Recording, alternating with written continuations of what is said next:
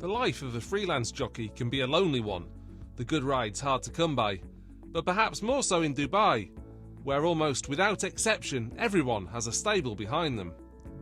The exception in this case is Bernardo Pinheiro, the man from Brazil who has relied upon hard work and determination to get where he is today.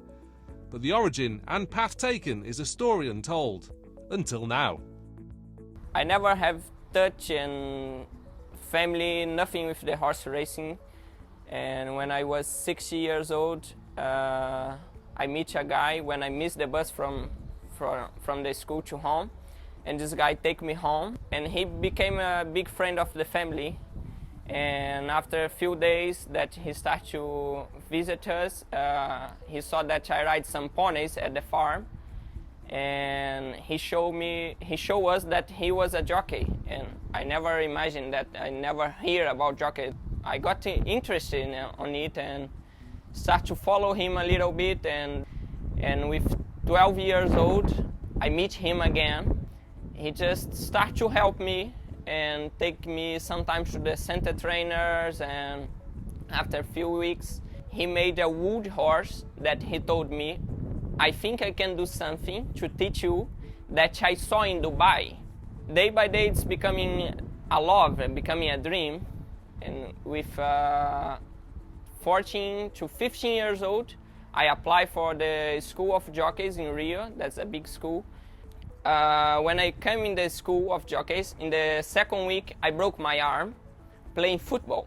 I was the worst player, and I just tried to make friends at the school. But anyway, I was crying, and I remember that the guy from the school, the teacher, he say, why you crying? Your bones, you feel pain or something like that? I say, no, I just don't wanna kick me from the school. No, it's a dream. And I said, no, you stay. And after 8 months, I recover and start to training. The School of Jockeys in Rio is so professional. It's like a military school. When you become an into, you stay there, you have a nutri, you have a personal trainer, you have a teacher, and you live there. You have to study there, sleep there, everything. After 1 year, I start to ride the track work, everything, and in November of 12-13, they give my apprentice license.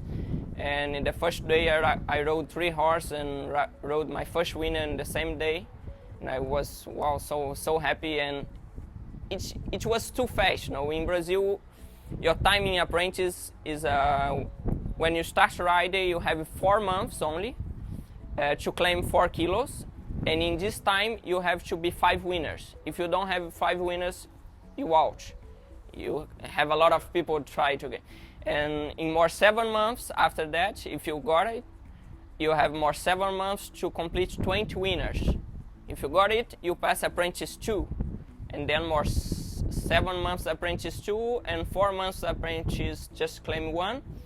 And in this total, they just give you the professional license if you have a total of 70 winners.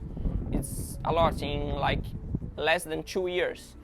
And it was so fast. You know, in 2 years in the school, I have 180 winners. I was in that time, it was the second record. And I finished third in the championships with the jockeys. 3 months of riding. One of the biggest owners in Brazil, they make a contract with me to be a second jockey, apprentice for him. And second jockey is Aras Anderson. He's a big owner. And then after that, 3 months later, that owner that won the Dubai World Cup, he also contracted me as a second jockey and apprentice for him. I have a very good time as an apprentice there. It was fast time, it's less than 2 years, but it's a lot of winners and a lot of experience. You know. Did you feel as though you had to leave Brazil if you wanted to fulfill your ambitions of being a professional?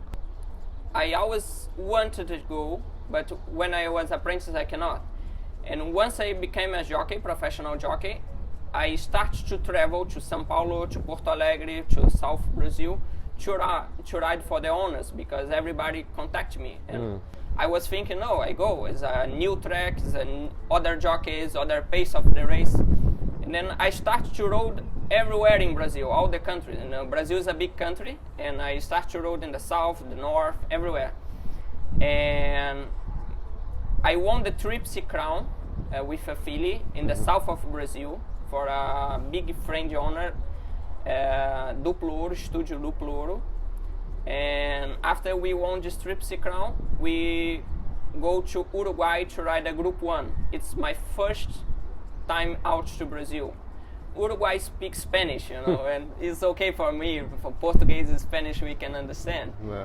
And then in that day, my first ride in Uruguay, I rode for a Brazilian trainer over there, and I rode my winner, my first ride out to Brazil, and I was so proud. And I start to think, I want to be an international jockey, and it's happened. And I have a friend that he follow me, and I hear about United Arab Emirates before UAE, but I never follow a lot. You know, just I know the races because I rode for the big Brazilian owner that he bring you horses every year, but I never follow a lot.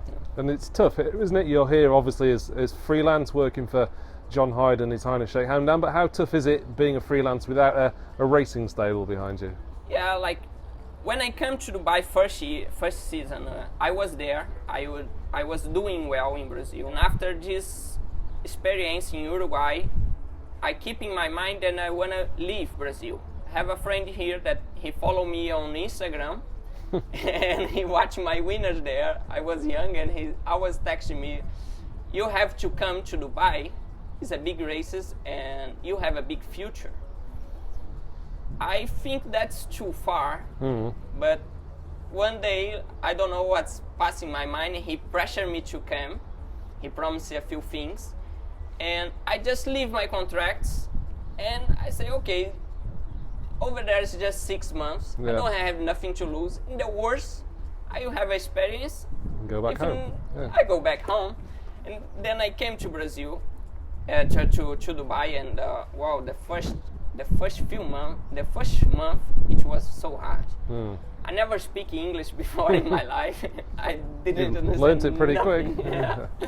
I didn't understand nothing. And as well, the trainer, also for the trainer that I came, he trained in the desert in the way to Alain, and it was a new stable also. He didn't have a lot of horses and good horses, and it was first year for him training also, and first year for me here, and you know the results can't be good, you know, in the first 2 months. And I was alone, didn't have friends, far from family, don't understand many things, and after 2 months, in the mind of December, the season started in November, he told me, we no need more you, never more.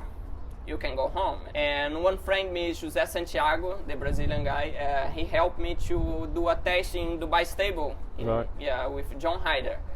It was also new for me because I never break a horse in my life. And when they told me it's just 2 years old, we break the horse, shake him down horse, I was, wow, you do the test, but I don't know what you do because I never break a horse in my life. And luckily he liked the style that I rode, and he helped me and gave me the job. And do you feel as though you're settled, you're established here in Dubai? Is this what you would class your home now? Now I feel so good here now. It's it's already my 4th season. I think now everybody know me. But it's also opened up doors as well in places like Singapore and Malaysia. You've managed to go there. You know, summers. After I take my ground here, I go to, in the 2nd season here, I went to Bahrain also. I rode another winner, and it's becoming realized my CV. When I start to make my international CV, every place where I went, I have a winner, and I'm so happy, and everybody's happy with my results. And last season, 2 seasons ago, I was supposed to go Brazil back, but I said, no, I want to try something new. And then I get in touch, luckily from the social media, with an Australian trainer in Malaysia. And he gave me a support, and I went out to ride for him there. And wow, I have an incredible 3 months there. 3 months I rode 33 winners, 5 listed races, 1 Group 1, and also invited to ride in factory meetings in Singapore. That I lost the Derby by nose, the Huffle Couple by nose, and it's a big experience for me, and I was so proud, so happy from this, and I want to keep doing. Yeah, and would you perhaps have gone back last summer, but because of COVID you couldn't? Yeah, last summer my plan is exactly that, keep doing this, because now I'm on fire. I just need to keep the fire on, you know. When the season here finished, I was happy. I have riders in Dubai World Cup night. I was, so proud of myself. And when this COVID started, it was starting Asia before, like in Hong Kong, China, Singapore, Malaysia, and they shut the doors first. And I say, okay, I go to Sweden. And then when I try go to Sweden, they also shut the doors. And I was stuck here for more 2 months without races. And luckily I went back to Brazil, have a few winners there. And now you're back here and you've already had a winner and a few placed efforts. You're happy with how the season has started? Yeah, I'm so happy how the season started, and I'm so happy the way that I work in here. Is the races here is so tough to have a place, and it's my 4th season, and I have a lot of riders every meeting, and I'm doing well. All the trainers happy with the results, the way that I ride. And I have many good results, places, and got a winner in the first meeting. It's so good. And obviously we're here with you at Sharjah Racecourse in the afternoon, and this shows the work and effort you have to put in, doesn't it? You have to come and keep the trainers happy all day, really. Yeah. Like, I'm a worker, and I like to improve, and I'm a little bit tall. It's one of my problems now. I try to keep my weight 53, 54, to riding 53. And then, if you just walk in the morning and stay home to do nothing, you're just eating or doing something, I like to practice the sport, and I love my job. As you say, incredibly tall, but you're incredibly agile and balanced. I've seen some of your videos that you've done with balance. And talk us about the way you leg yourself up on a horse as well. Is that a Brazilian thing? In Brazil, it's funny. In the school of jockeys in Brazil, it's you have to do that. Yourself? In Brazil, don't have like that. Okay. Every jockey that passes in the school to become a professional, you cannot become a professional jockey without jumping into the horse. It's normal over there. Easier on the purebred Arabians here because they're smaller. I don't think so. I think the high horses is easily. Oh, right. Yeah. I think you have more support in the hands to pull up. Because it's not just to jump. You have to do like your body is a belt to be there. It's not you not need jump high or pull yourself high. Have you ever messed it up? No. Doing this never. Touch wood, you don't. And what ambitions do you have? Obviously, you're still very young, still early in your career. What would be your ultimate aims? Do you think? Like everybody have big dreams, and I'm not different. And as I say, I'm young. I just 24, and I know I have a lot to improve. I have already a big experience. I rode in 5 different countries and big races and a lot of winners, but it's never enough. My ambition is to win races in more places and taking more experience, and try. If one day I want to stop and realize that I give my best,